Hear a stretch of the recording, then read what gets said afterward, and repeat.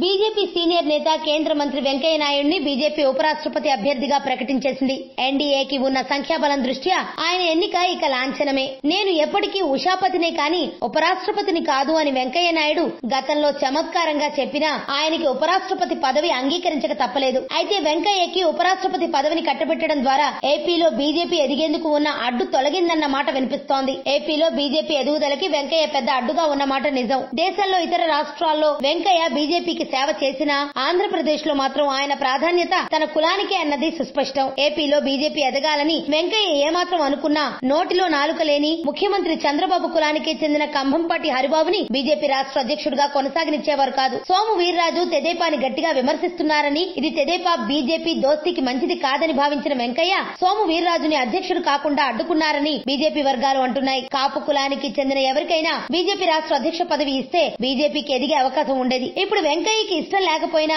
ఆయనకు ఉపరాష్ట్రపతి పదవి ఇచ్చి పక్కన పెడుతున్నారు కాబట్టి ఇప్పుడు అమిత్ షా ఏపీలో బీజేపీ బలోపేతంపై దృష్టి పెట్టవచ్చు. ఈ రకంగా చూస్తే వెంకయ్యకు పదోన్నతి ద్వారా ఏపీ బీజేపీకి అడ్డు తొలగిందని అనుకోవచ్చు.